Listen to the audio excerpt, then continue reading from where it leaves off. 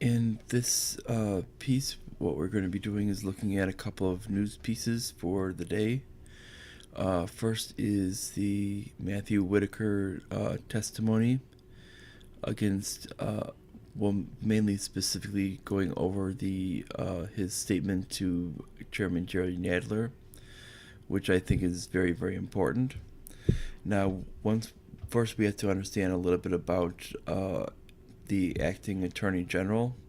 This is a person that actually believes in the Constitution per written, which means very, very strict uh, separation of powers. He actually believes in states' rights, which would essentially mean that anything such as sanctuary cities, sanctuary states, as long as they're following per law, that states' rights would essentially supersede the rights of the federal government. And he actually believes in this. And this would essentially, if they believe in the idea of a sanctuary state for immigration, they theoretically should actually be one to actually support him. But as we see that basically because they don't believe, because these liberals do not believe in states' rights in general beyond a bipartisan approach on because it's popular for criminal justice reform and against the war on drugs, only because it's a recent popular issue and they're trying to win out some support with voters because they've lost a lot of people over the years with their previous point of, as the Hillary Clinton used to have when she used to call black men super predators. They realized that was a very, very negative approach, and they realized they had to kind of turn tail on that. So they've changed approach on that, and that's why they've changed approach for this. And so that now you're seeing a lot of them tend to go against the war on drugs and go against the idea of being against criminal justice reform. And when it comes down to it, theoretically, they should be for a guy like him. Well, that's not the case because these are only two issues in which they actually support states' rights. When it comes to everything else, such as healthcare, they don't want states' rights because it's very hard to implement such idea as a single payer system or enforce the ACA rules, as the ACA rules for most part actually still exist without actually working on the federal scale and using federal force. And that's what we're seeing here when they don't actually believe in states' rights. So since they actually don't support a guy like him on the whole. They'd rather give up those two issues and try to fight those out in the courts rather than actually working with a guy that they would essentially agree with on those two issues and actually give up on every other issue which are essentially stupid at that point. This is why essentially what they're doing is they're essentially trying to browbeat the current acting Attorney General Matthew Whitaker, and who essentially will take over as once the new Attorney General comes in. He'll essentially take over the role as the Deputy Attorney General, as Rod Rosenstein will basically be kicked to the curb and he'll end up most likely going to retirement because he's not going to be around when you have a guy like Whitaker there. This is essentially going to be sitting right there and actually being essentially a thorn in his side and causing Rod Rosenstein essentially to be the only guy that wants draconian type of sentences and fighting for things that essentially are pushing for a two-tiered justice system. and he's essentially going to be the odd man out. So when it comes to this, is basically what we're seeing is this is why we're seeing this whole thing is we're seeing the point that these Democrats from the House are actually worried that they're losing the whole ability to control the justice system. Before, they were able to essentially control it because they were able to convince Jeff Sessions, the previous Attorney General, to recuse himself from the Russia investigation and to pretty much recuse himself from anything coming forth, because they essentially were trying to state that everything links to the Russia investigation, and it was essentially made their essential chosen guy, Rod Rosenstein, the actual control of the Justice Department. And this made essentially a bureaucrat that had no type of ability for the people that actually had some type of representation by a nomination process get into power. He was essentially just a bureaucrat that had hardcore left leanings and hardcore big state leanings put into power. Now when we see this case, we see a person that, yes, he is technically a bureaucrat, but he's actually one that's actually been pushed to actually believes in a lot of these ideas of the Constitution as written. A lot different than what we saw with Rosenstein. Completely different. And what he states here is, I'll play the video, but he states basically, he basically makes the chairman, Jerry Nadler, essentially stick to the actual rules of Congress by making him stick to the 5-minute rule that's been set. As we see that he essentially is answering all the questions, but he will not let people go over their 5-minute rule. And he's essentially making these people stick to their 5-minute rule itself, which is quite humorous itself.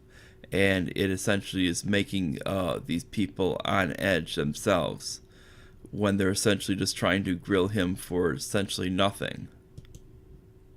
For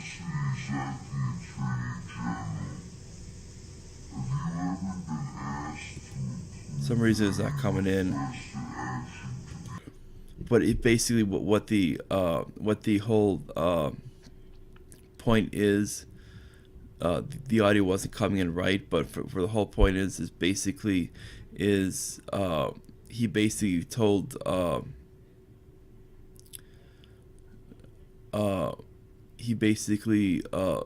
told the Judiciary Chairman that basically your 5 minutes are up. As the timer had already gone off, and that he wasn't going to answer any questions after that point, which is perfectly within his rights.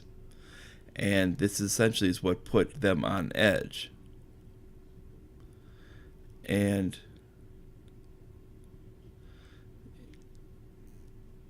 basically what we're seeing is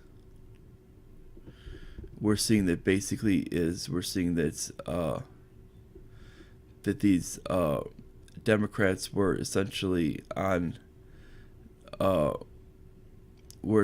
basically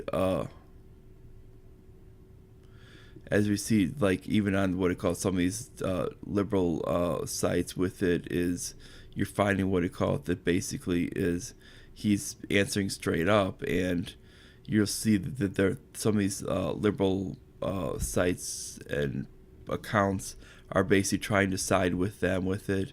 And as you see right here, you can see in the picture right here that she's essentially breaking up right there, yet he's staying perfectly calm. And that this was basically the case. And even Sheila Jackson Lee was trying to ask about foreign influence in the elections, and this was basically meant as a point to try and get they want him essentially out and removed, and this was the whole point.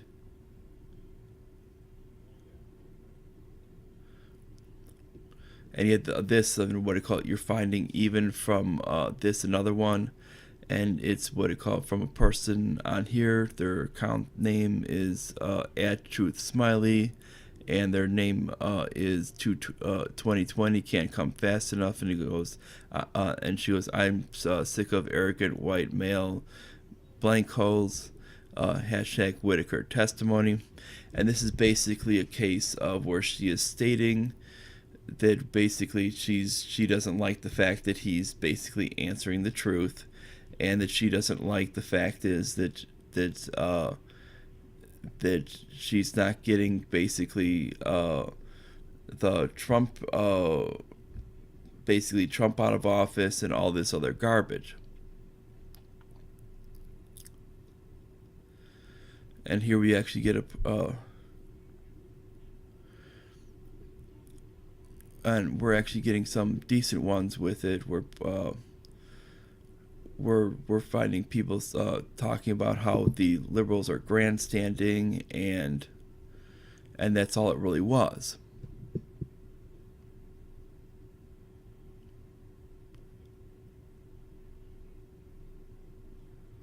And that's all it really came down to be, and it's basically they want him out as they feel that he's a threat to the people viewing the whole Mueller investigation, which is based on essentially a lie itself.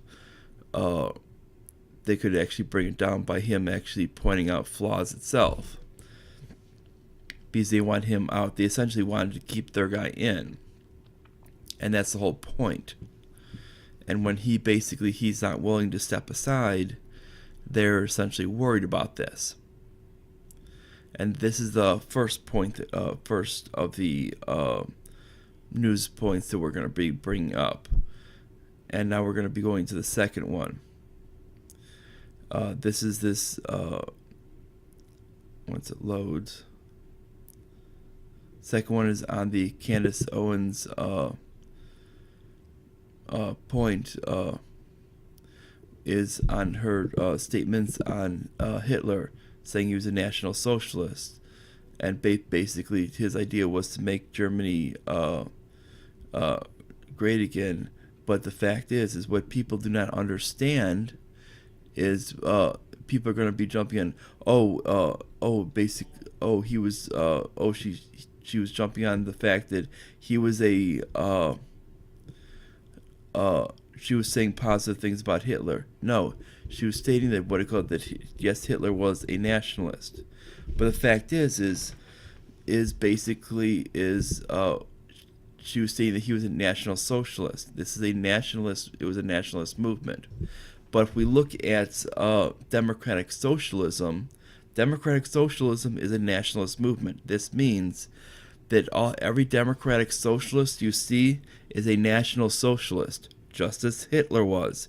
This means Alexandria Ocasio-Cortez is a National Socialist, like Hitler was.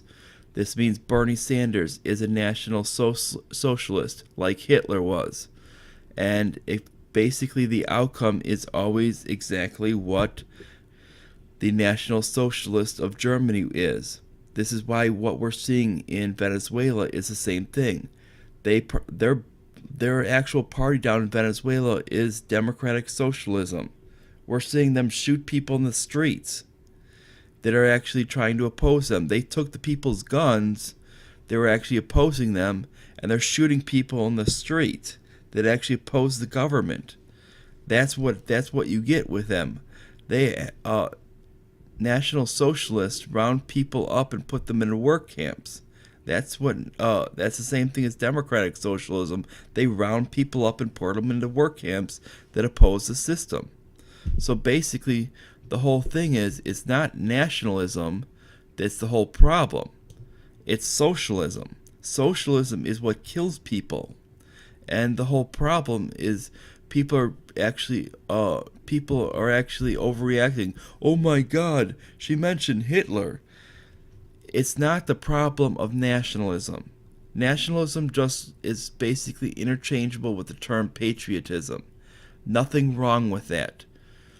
Hitler was a nationalist back when he was in World War I, when he was under Wilhelm II. Nothing wrong with that. I hate to tell you people, but nothing wrong with that. He was actually a capitalist back then. When we look at it, is basically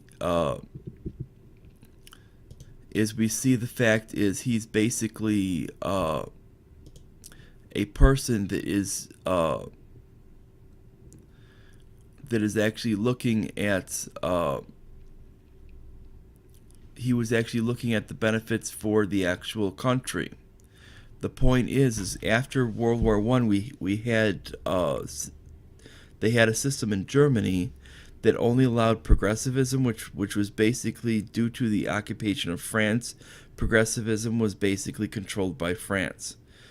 They had communism because of that was basically controlled by the USSR in the country. And this was where you had the group in there called Antifa. In there was actually anti-fascists. Then these were communists. Just like they're communists now. When you see Antifa out there saying they're against people, they're against Trump, they're just communists. That's the only thing they are, nothing more.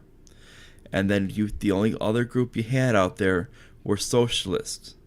So basically all they had were basically three far extremist groups.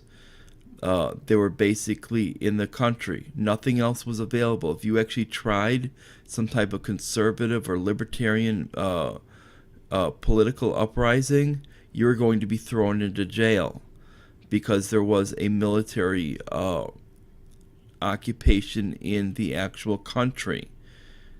And this was what was actually going on at the time. It was part of the Treaty of Versailles. Because with World War I, basically World War I was about the Brits were essentially paranoid of the Germans and the Austro-Hungarian Empire actually joining together. So essentially they invaded the actual region. And that was that was the actual start of World War I. Any other stories are essentially fake news and actually fake history. They're actually revisionist to make the Brits actually look good. The Brits were actually the aggressors in the whole thing, and after the Allied forces won, they essentially put sanctions over Germany for this, and carved up the Middle East, and the Austro-Hungarian Empire ended up being split up, and that's what you end up seeing. And when we see this ended up causing essentially Hitler to be part of socialism. Essentially, socialism is Hitler being in this is essentially his direct cause of Britain. So when we see this, is he was already a nationalist itself. Nothing wrong with that. He was just patriotic toward his country. It was socialism that made the whole problem. You want to actually get rid of the actual problem of democide and murder and genocide toward people, get rid of socialism, get rid of communism. That's the solution. This means take people like Bernie, smack them upside the head, take people like Alexandria Ocasio-Cortez, smack them upside the head and tell them, out you go, you don't know what the hell you're talking about, and end it at that. And these are two news items for the day. I hope you like the way this turned out. This is obviously a little bit of a different way of approaching things than I usually have. But I felt because these were a couple of news items instead of the one, I thought this was a little bit thing I needed to do for this type of video. But that's the way I'm doing it this time, and I will probably make this my last video of the day, and I will see you guys tomorrow. And make sure to like, subscribe, click the notification bell, share this all the way around social media with your friends and everyone, and make sure to check my Twitter feed. You'll find my podcast links on Facebook. You'll probably also, if you search, you'll probably find my regular personal page on Facebook as well. And there's obviously my YouTube page with it, which this is on itself. With it, that there's also links from both my podcast page and my Twitter page that both link you to. Make sure to subscribe on that to make sure you have everything you got, and make sure you subscribe to as many of these things as you can, because it makes it easier for you to get all the information. And I will see you guys tomorrow, and you'll get all the information as it comes. Bye, everyone.